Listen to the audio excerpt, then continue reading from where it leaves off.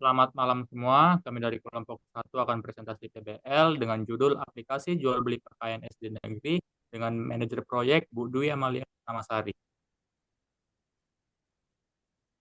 Kami memiliki 6 orang anggota yaitu saya Steven sebagai ketua, 5 rekan saya yaitu Aisyah, Dionaldi, Aulia, Rait Akil, dan Fahmi.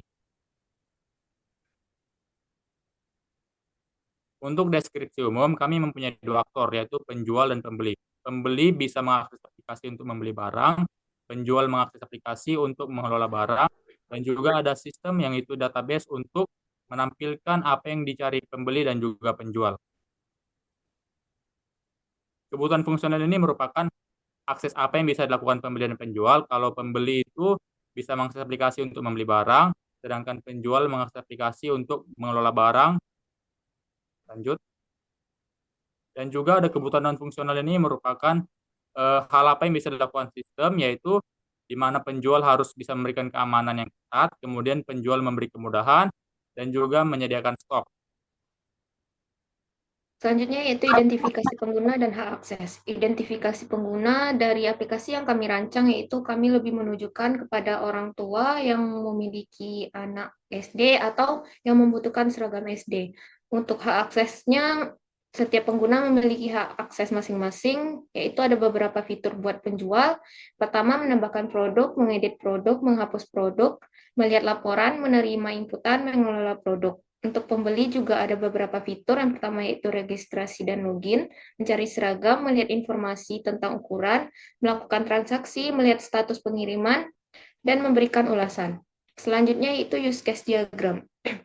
Use case diagram dari aplikasi yang kami rancang ini ialah aktivitas yang bisa dilakukan oleh aktor dari aplikasi atau pengguna aplikasi. Di sini ada 2 aktor yaitu pembeli dan penjual.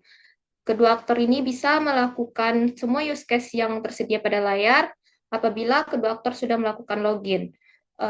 Terkecuali pada pembeli, sebelum dapat melakukan login, pembeli harus melakukan registrasi. Selanjutnya, saya akan menjelaskan secara singkat alur kerja pembeli dan penjual dalam sistem penjualan kami. Berikut saya mulai dari alur kerja pembeli. Pertama, pembeli memulai dengan registrasi atau login. Setelah login, pembeli memilih produk di menu utama. Selanjutnya, pembeli memilih ukuran produk dan memastikan pesanannya. Lalu, pembeli memilih metode pembayaran. Setelah pembayaran dikonfirmasi, pembeli akan mendapat resi dan pembelian selesai. Selanjutnya, saya akan menjelaskan alur kerja penjual. Pertama, penjual memulai dengan login. Setelah itu, penjual dapat mengelola produk seperti menambah, mengedit, atau menghapus. Dan yang terakhir, penjual juga bisa melihat laporan penjualan. Setelah semua selesai, penjual mengakhiri aktivitas mereka dan alur kerjanya selesai. Selanjutnya database. Kami menggambarkan dengan IR diagram. IR diagram itu adalah sebuah diagram yang digunakan untuk menggambarkan hubungan antar data dalam sebuah sistem database.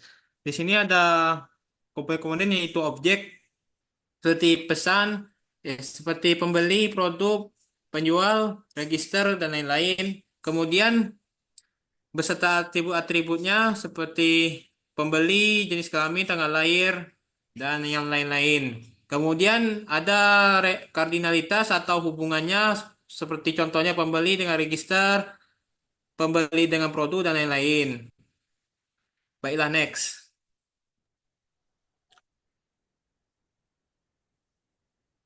Selanjutnya ada desain antarmuka atau muka pembeli. Nah, seperti inilah gambaran muka pembeli kami, dimulai dari halaman pertama, ada login, registrasi, forgot password, menu utama, keranjang. Next. Next. Saat membuat pesanan juga ada resi, ada menu profil, bahkan juga menu pengaturan. Oke, selanjutnya. Lalu ini adalah tampilan mockup dari penjual. Pertama ada dashboard admin.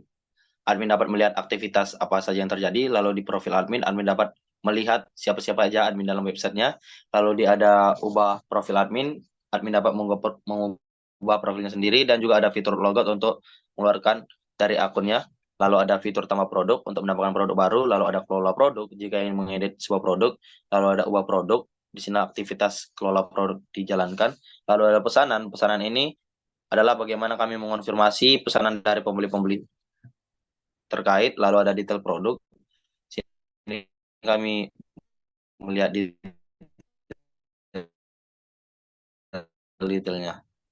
Oke, lanjut.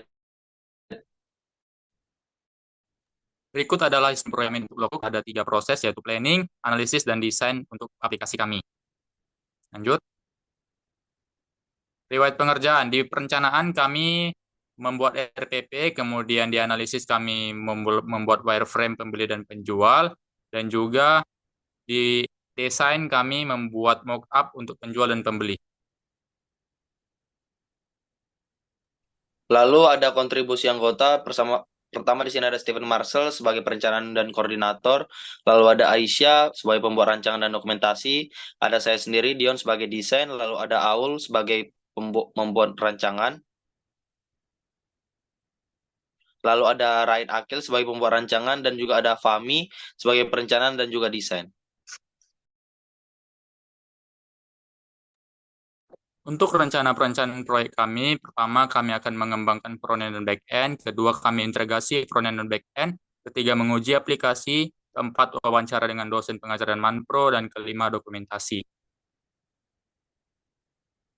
Aplikasi yang kami buat ini merupakan aplikasi berbasis web untuk membantu para orang tua mencari barang berupa seragam untuk anak-anaknya. Oleh sebab itu kami bertugas untuk membuat aplikasi yang ramah pengguna untuk pembeli, yaitu orang tua, dan juga mengaksesnya dengan lancar. Terima kasih atas waktu yang sudah teman-teman sediakan untuk menyimak presentasi kami. Kami akhiri, terima kasih dan selamat malam.